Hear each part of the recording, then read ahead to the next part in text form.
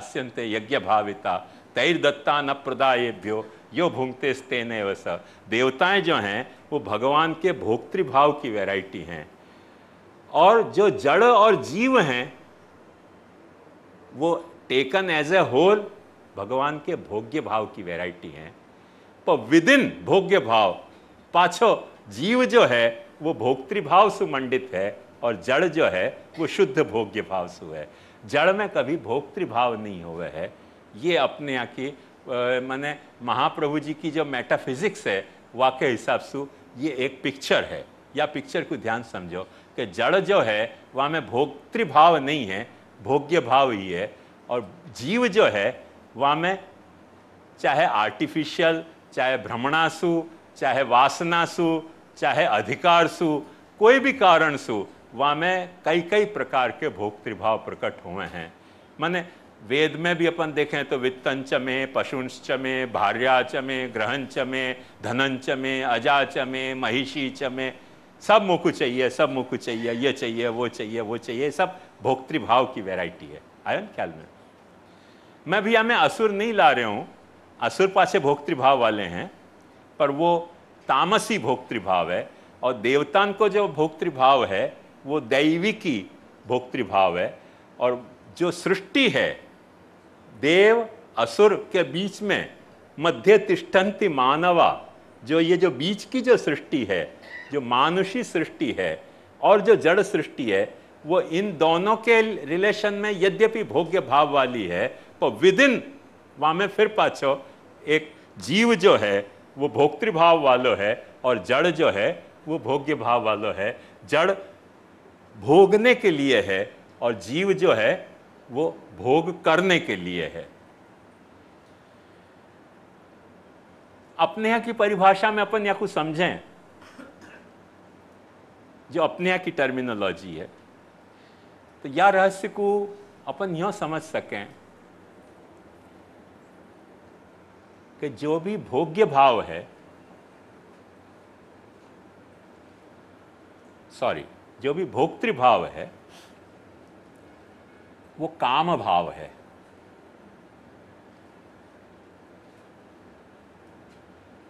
और जो भी भोग्य भाव है वो रति को भाव है।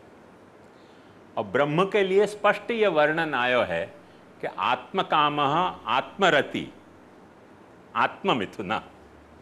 ब्रह्म आत्मकाम है, आत्मरति है, आत्ममिथुन है। वाने अपनो जो ब्रह्म को जो खुद को कैरेक्टर है आत्मकाम होने को, क्योंकि ब्रह्म के एंगल से देखने पे कोई विषय ऐसा नहीं है कि जा विषय की वो कामना कर सके। ब्रह्म के एंगल से देखने से माने कोई ऐसा भोग्य नहीं है कि जा भोग्य की वो कामना कर सके। और ब्रह्म के एंगल से देखने से कोई ऐसा भोक्ता नहीं है जा भोक्ता के साथ वो रति कर सके। या के लिए ब्रह्म के एंगल से ब्रह्म को आत्मकाम, आत्मरति, आत्ममिथुन कहो गयो है। पर जब सृष्टि प्रकट भई है तो अपने महाप्रभु जी और उपनिषद के अनुसार वह सृष्टि में ब्रह्म ने अपने आप को द्वेधापातन कियो, लिहाजा आत्मकाम ने एक रूप धारण कियो और आत्मरति ने दूसरो रूप धारण कियो। जो आत्मकाम हतो वो भोक्ता बन के प्रकट भयो और जो आत्मरति हती वो भोग्य बन के प्रकट भई है। आत्मरति को जो एक्सटेंशन है, ब्रह्म की आत्मरति को एक्सटेंशन भोग्य के रूप में हुए है और ब्रह्म के आत्मकाम को एक्सटेंशन भोक्ता के रूप में हुए है। या लिए देवताएं जितने भी हैं ना, ब्रह्म के जो आत्मकाम के एक्सटेंशन हैं कि अब जब ब्रह्म अनेक हो गयो, एक ब्रह्म जा वक्त अनेक भयो, तो वह अनेकता में जो काम ब्रह्म में रहो भयो तो आत्मकाम, वो आत्मकाम जो है वो देवताएं जो हैं वो यज्ञ काम हो गए। इष्टान भोगान ही वो देवा दास्यन्ते यज्ञ भाविता तैर्दत्ता न प्रदायेभ्यो यो भुंक्ते स्तेनैव स। भगवान गीता में कहें कि देवताएं जितने हैं वो यज्ञ काम हो गए। वो यूं सोचें कि तुम या यज्ञ को करो और या यज्ञ में हमको तुम बलि दो। यह बलि भुगते देवता, अपने अन्नकूट के पद में आवे ना, यह बलि भुगते देवता। सो देवताएं जो है ना वो सारे भोक्तृभाव की कोई कोई एक वैरायटी हैं, और देवता के रिलेशन में अपन जो भी हैं वो भोग्य भाव की वैरायटी हैं। विदिन अपने में पाछो जड़ जो है वो जैसे फूल सूंघने के लिए है, रूप देखने के लिए है, ध्वनि सुनने के लिए है, स्वाद जो है वो चखने के लिए है, स्पर्श जो है वो अनुभव करने के लिए है। ऐसे अब जड़ को जितनों भी ये वैरायटी है पंचेंद्रियसु या दशेंद्रियसु, वो सब अपने अपने इंद्रिय या अपने अंतःकरण और बाह्यकरण अंशु भोग के लिए है, और वह रिलेशन में अपन पाछे भोक्ता बने हैं। ये आखो एक सेटअप है। वह सेटअप में अपन जो हैं वो आत्मरति के एक्सटेंशन है ब्रह्म की, और आत्मरति के एक्सटेंशन होने के कारण अपने को लगे कि बड़ी बॉम्बास्टिक भाषा हो गई क्या बात आ गई अचानक। तो देखो ध्यान से समझो या रहस्य को, कि हर वक्त या को जो साइकोलॉजिकल मैकेनिज्म है काम को और रति को, वह ऐसा है कि काम जो है वो विलंब सहिष्णु नहीं हुआ है। जहां भी काम है ना वो क्षिप्रतोषी हुए है, फटसु पूर्ति होनी चाहिए काम की। थोड़ो भी वहां में स्पीड ब्रेकर आयो तो आदमी एजिटेट हुआ है। अपन कृष्ण लीला में देख सकें कि हर रोज हर वक्त जो है वो मेरे को बलि चढ़ाते थे, और आज अभी तक बलि क्यों नहीं चढ़ाई, तो इंद्र एजिटेट हो गया। क्यों एजिटेट हो गया? क्योंकि बलि की कामना है। जहां भी काम है वो क्षिप्रतोषी है, बहुत जल्दी तुष्ट होने वालों, और थोड़ो भी ऑब्स्टेकल को सहन नहीं करने वालों हुए है। ये एक वाको साइकोलॉजिकल पर्सपेक्टिव है काम को। और रति को जो है पर्सपेक्टिव वो कैसा है, वो क्षिप्रतोषी नहीं है, चिरतोषी है। रति जो है हर वक्त प्रोलॉन्ग्ड होना चाहे, वो खटसु रिजल्ट नहीं लाना चाहे, प्रोलॉन्ग्ड होना चाहे रति। और इतना ही नहीं, वहां में या तरीके की वृत्ति नहीं है एजिटेशन की, कि जा तरह से काम के थोड़ा भी हिंडरेंस आयो तो वो डिस्टर्ब हो जाए। ऐसे जो रति है वो डिस्टर्ब नहीं हुए है।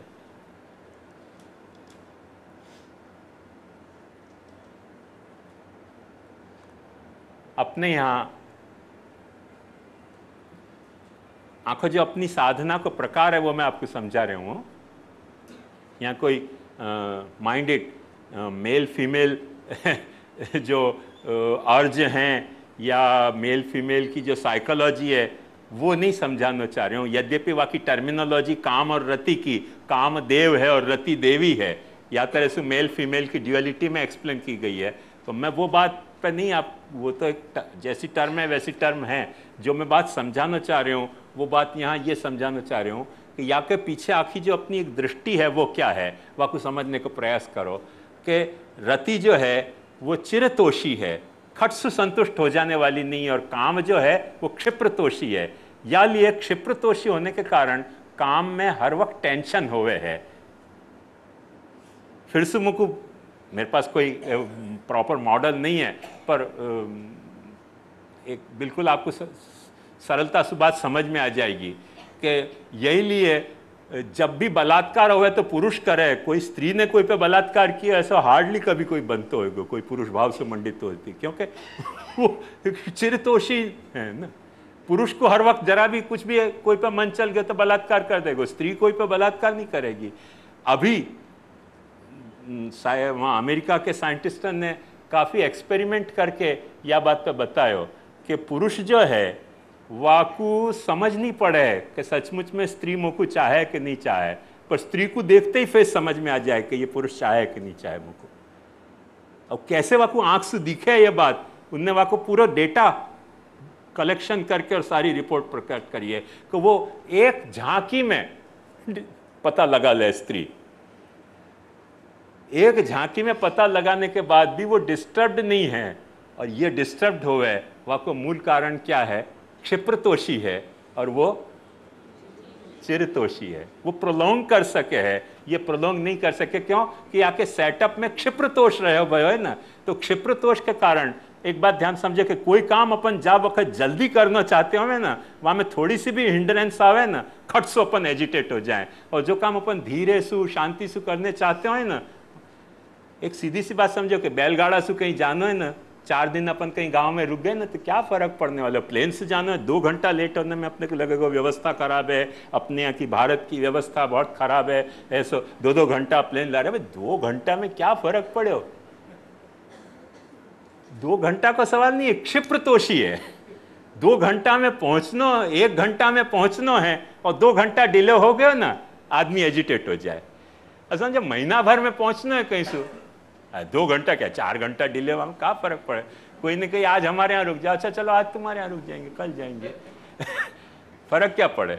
पर अपने को जल्दी पहुंचना है ना, क्षिप्रतोष चाहिए, तो थोड़ो भी ऑब्स्टेकल आयो, गाड़ी को भी ऐसे ये धीरे से चलती होगी ना, और बम्पर आयो ना तो उछलेगी नहीं, और स्पीड में चल रही है ना, और थोड़ो भी कुछ नीचे आयो ना, फट से कार उछल जाए।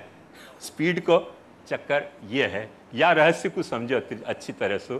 तो जो काम को जो भाव है वो क्षिप्रतोषी है और वो असहिष्णु भाव है, और जो रति को जो भाव है वो चिरतोषी है और सहिष्णु भाव है। या कोई इंटरेक्शन है आखी सृष्टि, क्योंकि ब्रह्म आत्मकाम है, आत्मरति है। आत्मकाम आत्मरति अपने आप में डिवाइड भयो है 2 में, देव और देवसु कंट्रोल्ड की हुई जाती सृष्टि के रूप में, जड़ और जीव की सृष्टि के रूप में। जड़ बिचारो कितने दिन तक ऐसे कैसे ही बैठे रहे। एक समझो केला के कोई फूल के कोई आंबा पेड़ पे उग्यो, कोई खावे तो ठीक, नहीं खावे तो ठीक, वो हल्ला नहीं मचावे। वो हल्ला मचावे कभी? कहां गए खाने वाले हमको?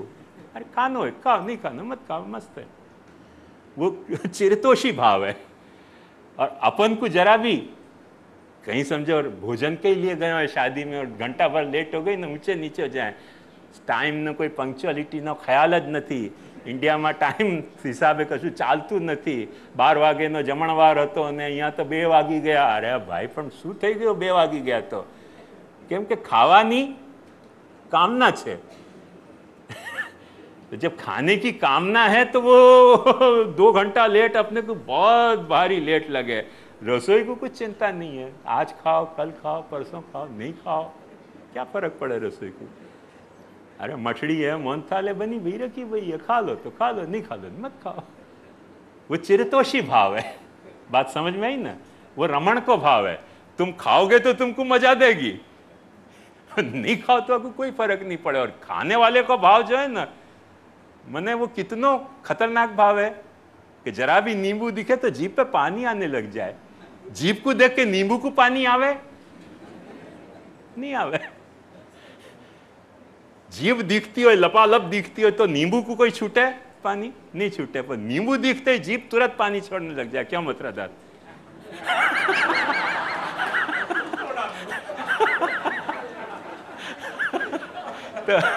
तो ये आखो यह तरीके को भाव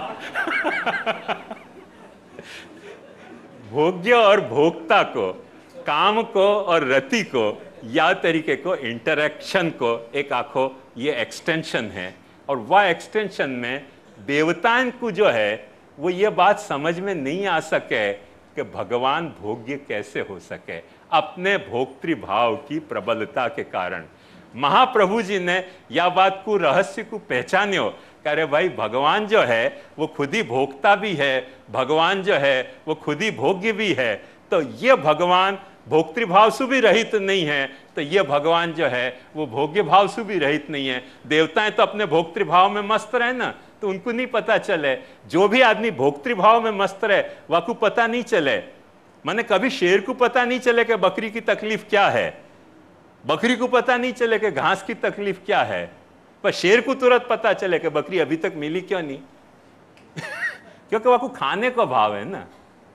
हर वक्त ये भोक्तृभाव की ये एक तरीके की एक माने कॉन्स्टिट्यूशन ही या तरीके को है कि भोक्तृभाव में तुरंत अपन को एजिटेशन है, और तुरंत रमण को भाव कैसा है कि सहस्त्र परिवत्सर सु अपन अमित काल जात, अपन देख रहे हैं, कोई बात चिंता की बात नहीं है, आज नहीं कल मिलो, कल नहीं परसों मिलो, सहस्त्र परिवत्सर बाद मिलो, जा दिन मिलोगे वह दिन सेवा करेंगे। ये रमण को भाव है, ये रति को भाव है, भगवान के साथ रति को अपना ये भाव है कि सहस्त्र परिवत्सर से अपन प्रतीक्षा कर रहे हैं और अपना भाव खंडित नहीं भयो। एक बात ध्यान समझो कि 1000 बरस बाद देखो का शास्त्र में स्पष्ट कहो कि शादी करने के बाद 3 बरस यदि पति नहीं आवे तो आपको मरो समझ के और वैधा भी पालनो 3 बरस तक नहीं आया, क्योंकि आज के जमाने में तो टेलीग्राफ और ये सब व्यवस्था आती, सो 3 बरस तो क्या 23 बरस भी नहीं आवे तो अपन रोज टेलीफोन से कांटेक्ट कर सकते। बाद जमाना में 3 बरस तक नहीं आनो मतलब ऐसे समझे जाते हो कि गच्छन्ती हो गए हो, तो हमें स्पष्ट कहो कि 3 बरस नहीं आए तो मान लो कि विधवा हो गए अपन। यहाँ सहस्त्र परिवत्सर बीतने के बाद भी अपने को ऐसे नहीं लग रहे हो कि कोई लफड़ा भयो, क्यों कि रमण को भाव है अपनो प्रभु के साथ, या रमण के भाव को महाप्रभु जी ने पहचान्यो है, जीव में रहे भय भगवान के साथ रमण के भाव को पहचान्यो, या रमण के भाव को खोज खोज के महाप्रभु जी ने भक्ति में कल्मिनेट कियो। जो साधन उपलब्ध तो माइंड इट, जो साधन तुम्हारे पास रमण को उपलब्ध तो सहस्त्र परिवत्सरसु, वह सहस्त्र परिवत्सरसु उपलब्ध जो तुम्हारे पास साधन तो वाकु निस्साधन ताके अर्थ में महाप्रभु जी ने जो साधन अवेलेबल है तो वाकु तुमको वापर के सेवा करने की कही है। प्रभु के साथ रमण को भाव, वह रमण के भाव से अपन सेवा प्रभु की करें हैं, काम भाव से प्रभु की सेवा नहीं करें हैं। क्या 3 बरस नहीं मिले और भगवान नहीं दिखे तो उन्होंने कहा चल भाई अब चलो वैधा भी पालेंगे, क्या करें, क्या पता है कि नहीं है, जी रहे हो कि नहीं जी रहे हो, हमको क्या पता। ऐसे काम भाव सु अपने यहाँ भगवत सेवा को विधान नहीं है। 1000 परिवत्सर अपन बाट देख के भी का जा दिन सेवा मिलेगी वह दिन करने की तय है। मैंने मौजे खूं सर से ही ना गुजर जाए, आस्ताने यार से उठ जाए क्या, गालिब क्या है, मौजे खूं सर से ही ना गुजर जाए, आस्ताने यार से उठ जाए क्या। अरे भाई जब तेरे दहली पे आके बैठ गए, जो झगड़ा होना हो, जो टाइम बीतनो बीते, बैठे भय यहाँ, जा दिन मिले वह दिन मिल जाइयो, हम तो यहाँ बैठे भय। मौजे खुद सर से ही ना गुजर जाए, आस्ताने यार से, आस्तान यानी दहली, तो हम यार की दहली पे जो बैठे हुए हैं वहां में से उठे क्या। उठने वालों कौन होएगो, जो कामुक होएगो, हम नहीं उठेंगे। हम तो सहस्त्र परिवत्सर से बाट देखते भय हैं और बाट देखते रहेंगे और सेवा करेंगे। वो रमण को भाव जो है अपनो, जो अपने दिल में भरे भयो रमण को भाव है। मैं मेटाफिजिकल सेंस में कह रहा हूं, साइकोलॉजिकल सेंस में नहीं कह रहा हूं कि अपने दिल में मेटाफिजिकली जो रमण को भाव भगवान ने स्थापित किया है, क्योंकि भगवान के आत्मरति के अपन एक्सटेंशन है। वो जो आत्मरति के जो अपन एक्सटेंशन है, वो जिनमें मुखरित भयो है, उनको महाप्रभु जी ने सेवा को उपदेश दियो। उनको जो अनुग्रह से जिनमें मुखरित भयो, उनको बीज भावे दृढ़े तुस्यात् त्यागात् श्रवण कीर्तनात् बीजदाढ़ प्रकारस्तु गृहे स्थित्वा स्वधर्मता अव्यावृत्तो भजेत कृष्णम पूजया श्रवणादि। या सारे सिद्ध साधन को अपने फ्रेम में ला के महाप्रभु जी ने निस्साधनता को कैसे तरह से भगवत भक्ति के भगवत सेवा में वापरियो। वो बात देवतान को नहीं समझ में आ सके, क्योंकि देवताएं भगवान के भोक्तृ भाव के हैं और जीव जो है वो केवल भोग्य भाव को है।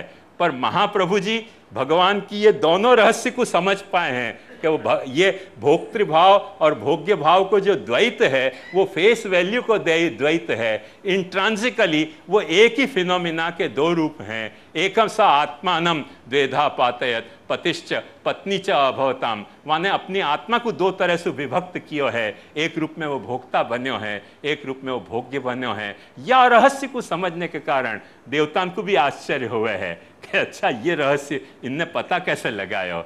वह बात को गोविंदास कह रहे हैं, कितनी मीठी बात कि शिव विरंची शचिपति सुरमणि सुर नरमुनि करी करी हारे खोज सर्वलक्षण संपन्न सुमिरे ते परम सुख होत।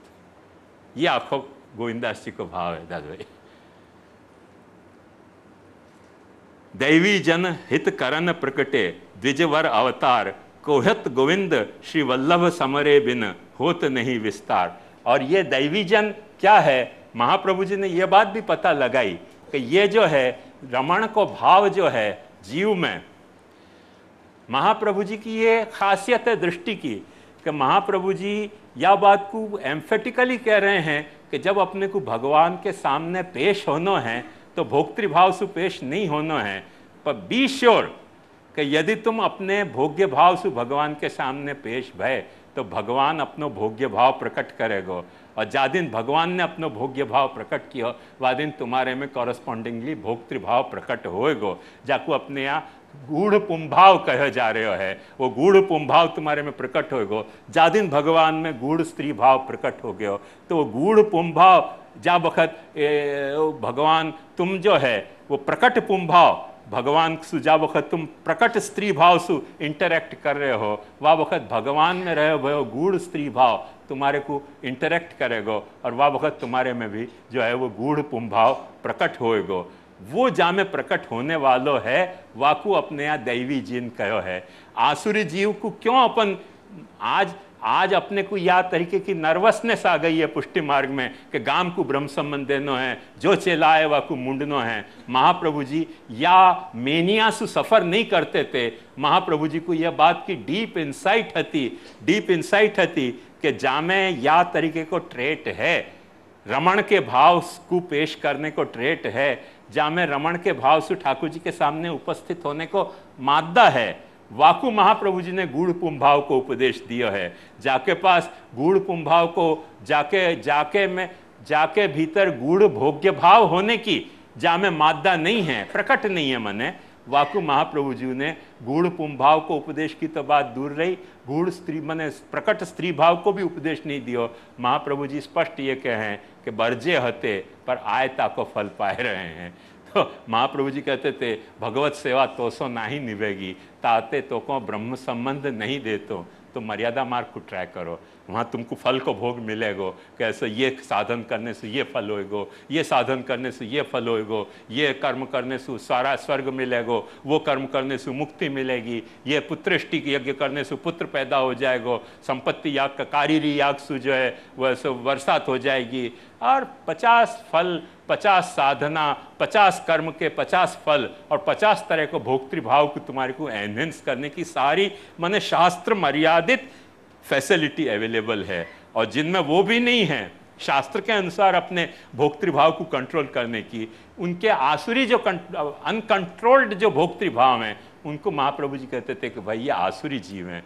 आसुरी जीव हैं वाका मतलब ये नहीं कि उनकी अपन हत्या करें तालिबाना एंगल में। आसुरी जीव को मतलब है कि भगवान विसाविस आसुरी जीव हर वक्त भगवान को भोगी ही रहने वालों है, वो कभी भगवान को भोगता नहीं होएगो, वो विषय को ही भोग करेगो, विषय के भोग को भोगता ही सिर्फ रहेगो। ये माने या प्रीति रवि का नाम विषयेश्व न पाइनी त्वाम अनुस्मरत सामे श्रद्धयान माप सर्पतु। जो विषयी व्यक्ति की जो विषय के भोग में जो रूढ़ भाव है कि विषय मुझको भोगना है, मैं वहाँ में कोई हिंडरेंस एक्सेप्ट करने तैयार नहीं हूँ, वह तरीके की जो भाव है वो मोरे में कभी ये भाव जगे कि मुझको भगवान को आनंद को भोगना है, भगवान के भजनानंद को भोगना है, भगवान के स्वरूपानंद को भोगना है, वह तरीके का गूढ़ जाके भीतर एम्बिशन है, वो गूढ़ पुंभाव है।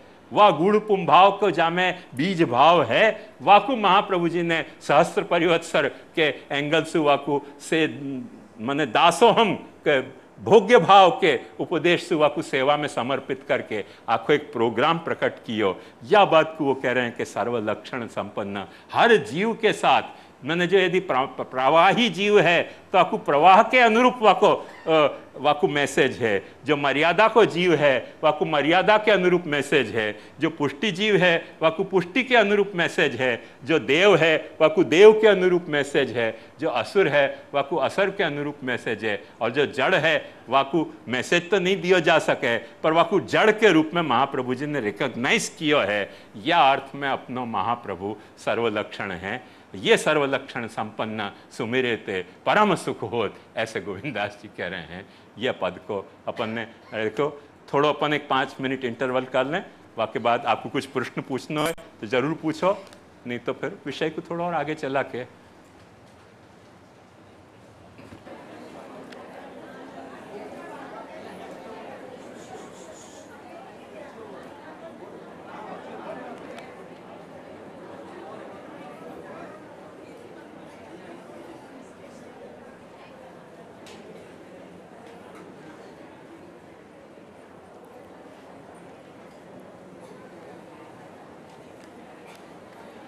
સ્પિરિટ જીવ ચૈતન્ય છે, બોડી જડ છે, તો આઈપણું કોને છે? જીવ તો બ્રહ્મ સ્વરૂપ છે, તો અહંકાર કોને થાય?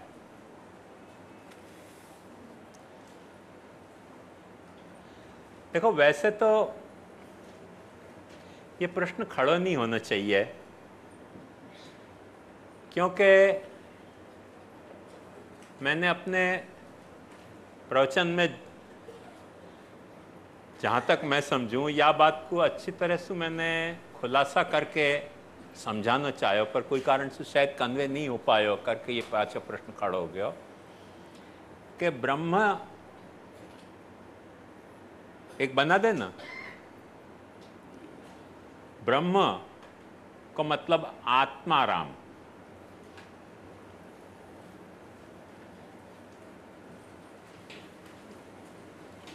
आत्माराम के दो विभाजन हुए हैं, आत्मकाम और आत्मरति।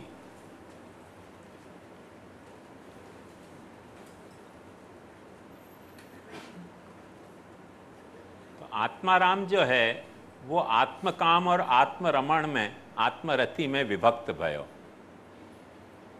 और जो भी हियरार्की बने हैं वाकी आत्माराम ब्रह्म की, आत्माराम ब्रह्म का मतलब क्या कि न तो ब्रह्म कोई में है, न ब्रह्म कोई के साथ है, न ब्रह्म कोई के लिए है। यह बात को अच्छी तरह से लिख के समझ लो। आत्माराम का मतलब कोई मैं नहीं है, कोई के साथ नहीं है, कोई के लिए नहीं है। जो कोई मैं नहीं है, जैसे अपन सोसाइटी में हैं,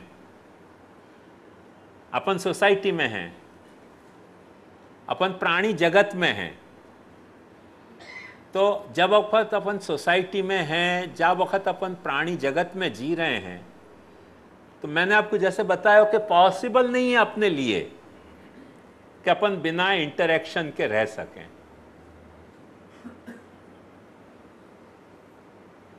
अपन समझो कि यूं समझ लें कि बंबई छोड़ के हिमालय चले जाएंगे। अरे भाई, हिमालय चले जाओगे, वासु तुम कोई आत्माराम नहीं हो जाओगे। क्यों? क्योंकि हिमालय में भी तुमको बैठने के लिए कोई जगह तो चाहिएगी,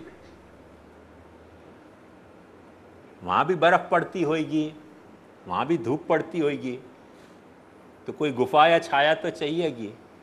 तो जा वक्त तुम गुफा में हो, छाया में हो, जा वक्त तुम बाहर निकल रहे हो, भीतर जा रहे हो, वह वक्त कोई में तुम हो, अपने आप में नहीं हो। लिहाजा तुम आत्माराम नहीं रह गए, कोई के साथ हो। अब बंबई छोड़ छोड़ के कितने सब लोग चले जाएं हिमालय, तो वहां जाके पाछे शिष्य तो जुटा ही लें ना। यहाँ परिवार में 4-5 लोगों में, वहां शिष्य तो सैकड़ों की तादाद में हो जाए हिमालय में। तो कितने इनके साथ हुए? अब मैं तो हरिद्वार गयो, तो वहां आश्रम के बाहर ही पाटिया लिखे तो कि बिवेयर ऑफ डॉग। अरे मेरे आश्रम में माल नहीं हो तो कुत्ता रखने की जरूरत क्या?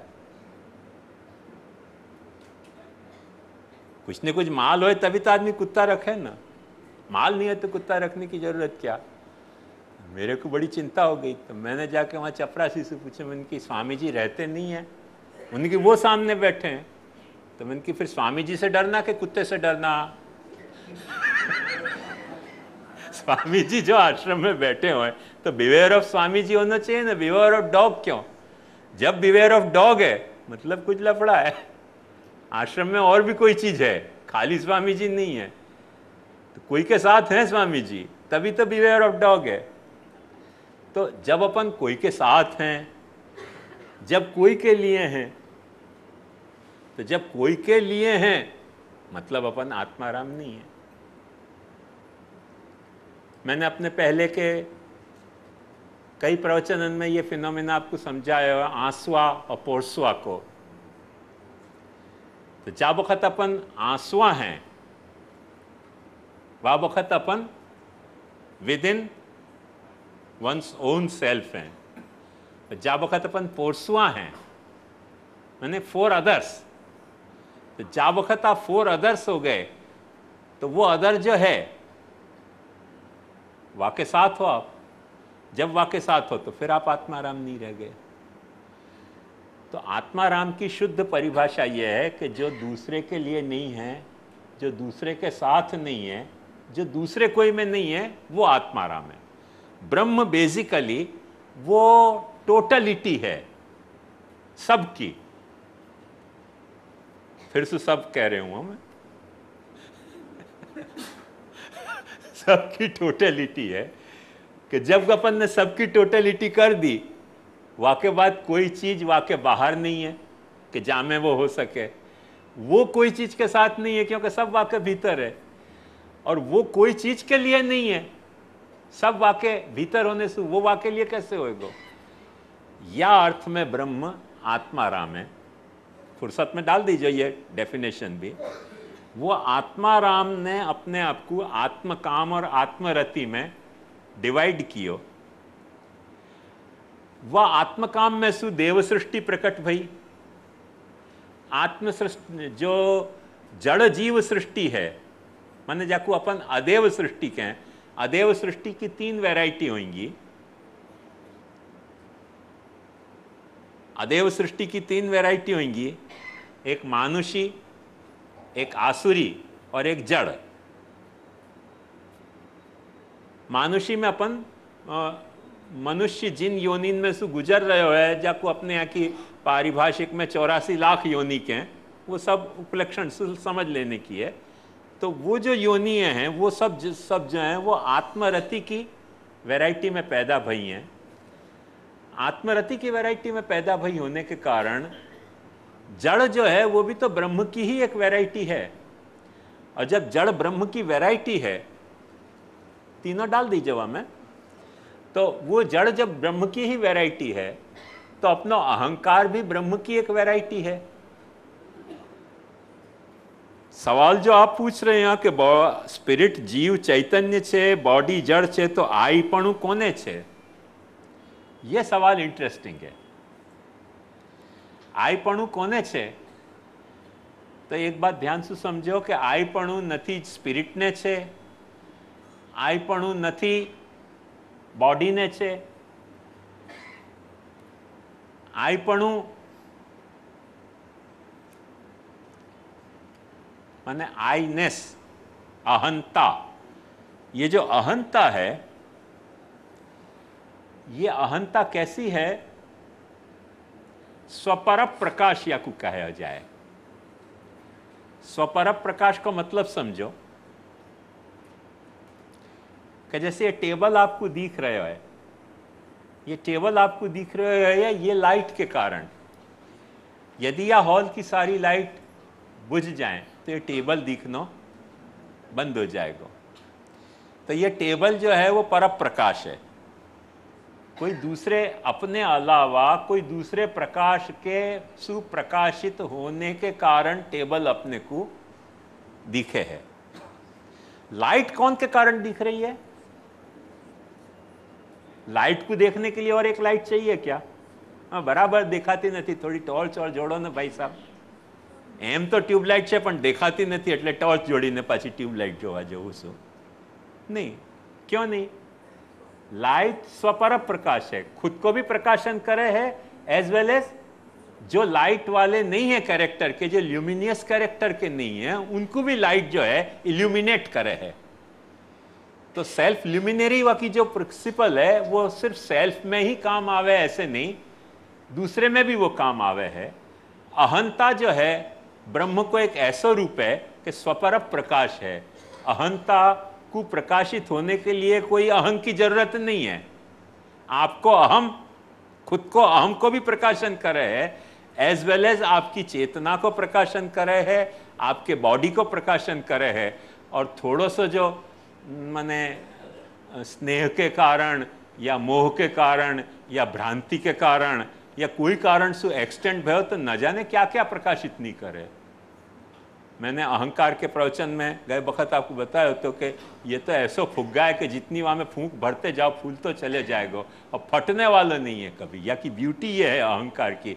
ब्रह्म को, अहंकार को सबसे बड़ो जो एक माने ब्रह्म को सबसे मधुरतम यदि कोई रूप है तो ब्रह्म को अहंकार का रूप है कि जो खुद प्रकाश अपने आप खुद प्रकाशित करे है और अपने से दूसरे को भी प्रकाशित करे। आपके अहम में आपकी बॉडी प्रकाशित हो रही है कि नहीं हो रही है, आपके अहम में आपकी चेतना प्रकाशित हो रही है कि नहीं हो रही है।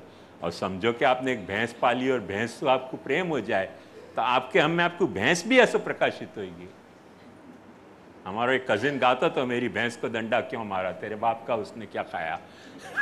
तो वह अपनी अहंता में अपने को भैंस भी प्रकाशित हो सके यदि थोड़ी सी एक्सटेंड हो जाए तो। एक भैंस लाला जी रहते गोकुल में, वो भैंस के ही साथ रहते तो उनकी अहंता भैंस तक एक्सटेंड हो गई। तो कोई तकलीफ की बात नहीं, अहंता में वो सारी पॉसिबिलिटी हैं कि ये ऐसी डायरेक्टरी है कि यहाँ में जितनी फाइल तुमको क्रिएट करनी हो उतनी फाइल अहंता की डायरेक्टरी में क्रिएट हो सकें। Sky is the limit. तो ये तो अहंकार तो ब्रह्म को सबसे गजब का रूप है, ऐसा रूप है कि जा रूप को अपन ब्रह्म के विसाविस धर सकें कि अच्छा ये ब्रह्म और ये अहंकार। अपनी चेतना में वैसी महत्ता नहीं है। ये बहुत सारे ज्ञान मार्गी लोग चेतना के बड़े गुण गाते हुए हैं, वो ज्ञान मार्ग की उनकी कोई लाचारी है। पर अपनी बात को समझो ध्यान से, अपनी हिसाब से अहंकार ब्रह्म के साथ अपन कोई चीज धर सकें ऐसा कुछ भी अपने पास है या सारे कॉन्स्टिट्यूशन में स्ट्रक्चर में, तो एक अहंकार ऐसी चीज है कि जाको अपन ब्रह्म के साथ रख सकें।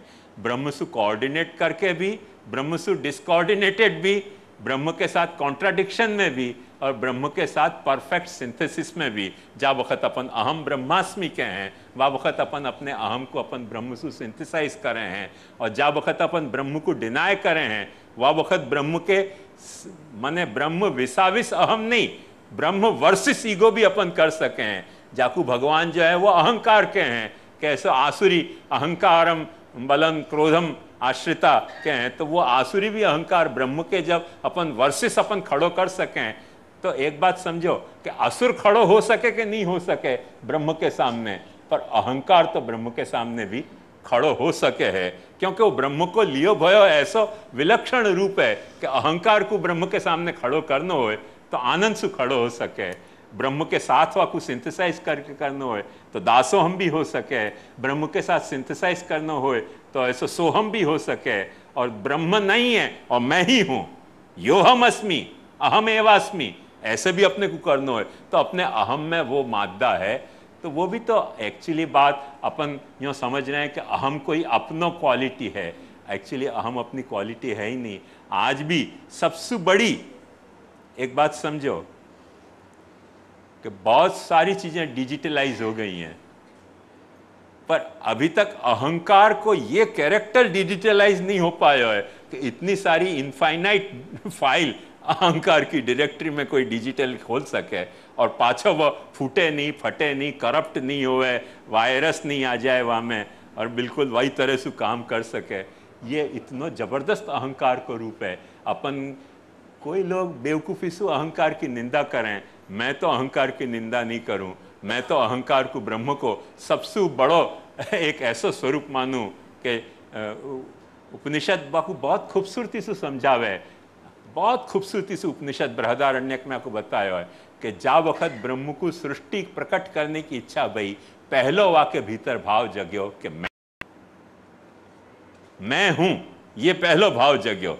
ब्रह्म को अपने अहंकार को बोध भयो और अहंकार को बोध भयो कि मैं ब्रह्म हूं, ये जो वाको रियलाइजेशन तो कि मैं ब्रह्म हूं, वासुवा ने कही अच्छा जब मैं ब्रह्म हूं तो मैं सब कुछ हो सकूं।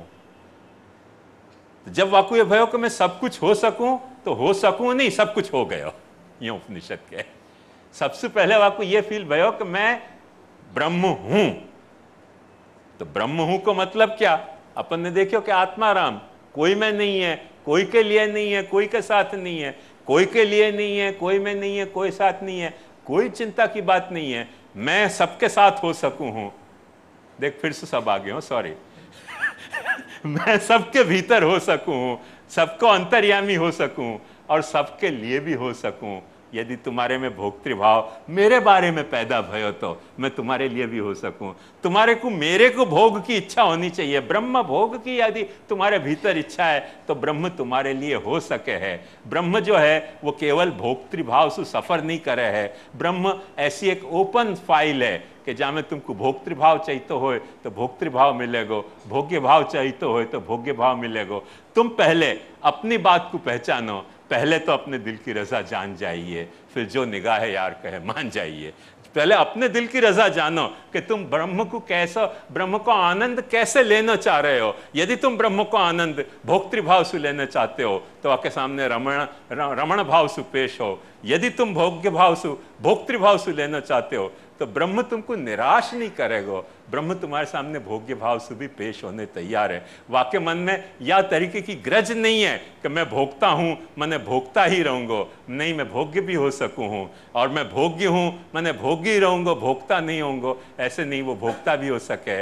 अपने भारत ने यही लिए परमात्मा को कभी स्त्री या पुरुष के भेद में बांट्यो नहीं। अपन तो हर वक्त यही कहते आए, त्वमेव माता च पिता त्वमेव, त्वमेव बंधुश्च सखा त्वमेव, त्वमेव विद्या द्रविणं त्वमेव, त्वमेव सर्वम मम देव देव। अपन ने ब्रह्म की डायरेक्टरी में ऐसी छोटी छोटी टुच्ची फाइल नहीं पैदा करी कि वो परम पिता ही है, माता नहीं हो सके। माता कह दोगे तो ब्लेस्फेमी हो जाएगी। अरे काय की ब्लेस्फेमी हो जाएगी? जब एक ही है तो माता भी वही है, पिता भी वही है, गुरु भी वही है, शिष्य भी वही है। भाई जब एक है तो दूसरे शिष्य कहां से लाएंगे? सांदीपनी होना चाहिए। अपन यदि सांदीपनी है तो वह शिष्य है, अपन यदि गुरु हैं तो वो शिष्य है, अपन यदि शिष्य है तो गुरु हो जाएगा, अपन भतीजा है तो काका हो जाएगा, काका है तो अपन यदि काका है तो भतीजा बनने तैयार है। ब्रह्म को कोई प्रॉब्लम नहीं है। क्यों प्रॉब्लम नहीं है? वह को मूल कारण ये कि कोई भी वाक्य सामने है नहीं, कोई भी वाक्य सामने है नहीं, या के लिए सब वाकई सामने हैं। कोई के लिए वो नहीं है या के लिए सबके लिए वो हो सके है। जो एक भाव से ग्रस्त हो ना, वाकई ये प्रॉब्लम है। 10 पुस्तक पढ़ के मैं पंडित हो जाऊं ना, फिर मूर्ख बनने में कहीं भी मुझको शर्म आएगी। कोई भी बात में मेरी मूर्खता सिद्ध हुई तो मेरी शर्म आएगी, क्योंकि 10 पुस्तक पढ़ के पंडित भयो ना। ब्रह्म 10 पुस्तक पढ़ के पंडित नहीं भयो है। ब्रह्म तो है वहां कोई पुस्तक पढ़ी नहीं है और पंडित है। एक भी पुस्तक नहीं पढ़ी है पंडित है तो वह मूर्ख कहना है तो मूर्ख कह दो, बुद्धिमान कहना है मूर्ख बुद्धिमान कह दो। ब्रह्म को क्या नहीं कह सके अपन? सब कछु कह सकें। सर्वं खलु इदम ब्रह्म। या तरीके की बाकी ओपन फाइल होने के कारण वो सर्वसहिष्णु हैं। सर्वसहिष्णु हैं करके वो अपने अहंकार को भी ब्रह्म सहन करे है। ब्रह्म अपने अहंकार को सहन करे है करके ब्रह्म खुद अहंकार रूप से अपने भीतर प्रकट भयो है। अहंकार अपने भीतर दियो भयो इतनो बड़ो ब्राह्मिक रूप है। अपन वाको दुरुपयोग करें तो दुरुपयोग तो ऐसा भगवान को भी अपन हवेली में कर ही रहे हैं, तो ब्रह्म को कर रहे हैं तो अहंकार को क्यों नहीं कर सके? दुरुपयोग तो कोई भी चीज को करोगे तो दुरुपयोग हो सके। दुरुपयोग तो पति को हो सके, पत्नी को हो सके, बच्चा को हो सके, माता को हो सके, पिता को हो सके, सबको हो सके। दुरुपयोग कौन सी चीज को नहीं हो सके?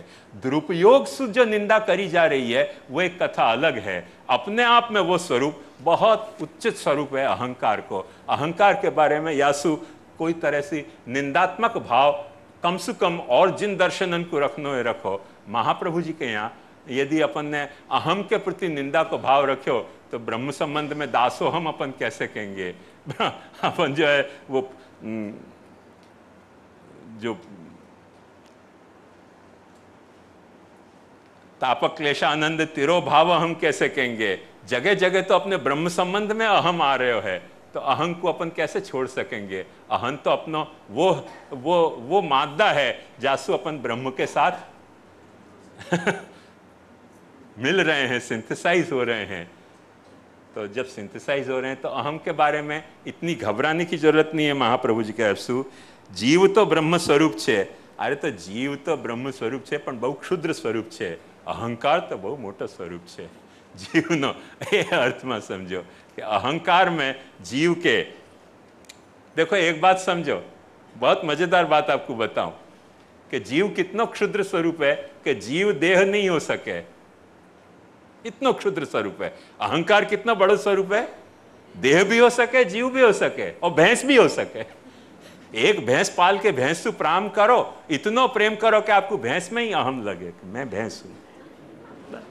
अहम अपना वहां तक जाएगा, अहम में वो मादा है। तो जीव से तो बहुत बड़ो है अहंकार। एक बात समझो कि अपन को, जीव को अपन साधक माने हैं और अहंकार को अपन साधन माने हैं, पर अपने साधक से ज्यादा जो है वो श्रेष्ठ अपना साधन है अहंकार रूपी साधन जो जीव को प्रोवाइड किया, जीव की चेतना में अहंकार रूपी साधन प्रोवाइड किया गया। कितना श्रेष्ठ साधन प्रोवाइड किया है कि या अहंकार के बल से, जैसे मैं यूं समझ सकूं कि मैं श्याम गोस्वामी हूं, ऐसे मैं ये भी तो समझ सकूं न कि मैं ब्रह्म को अंश हूं। आज तुरंत जुड़ गया।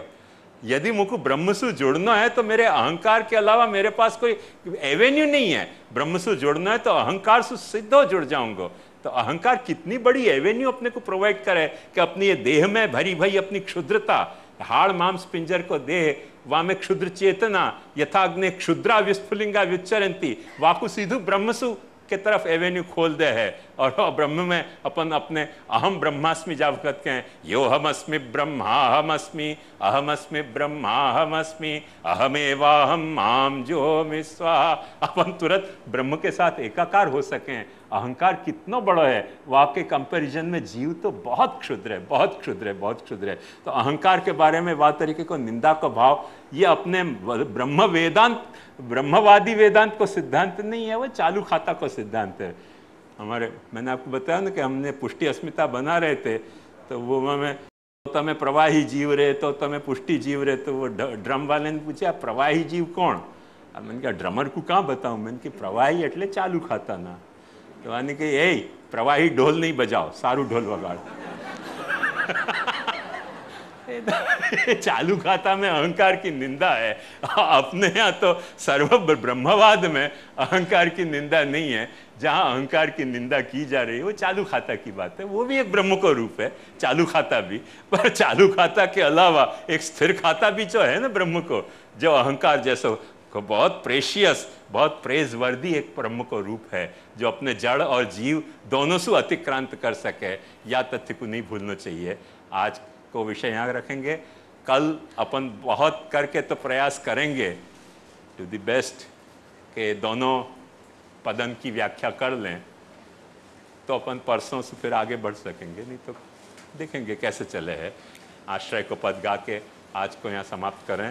दृढ़ चरणन केरो भरोसो, दृढ़ चरणन केरो, श्रीवल्लभ नख चंद्र छटा बिन, सब जग माझ अंधेरो भरोसो, दृढ़ चरणन केरो। साधन और नहीं या कली में, जासो होए निवेरो, सूर कहा कहे द्विविध आंधरो, बिना मोल को चेरो भरोसो, दृढ़ चरणन के।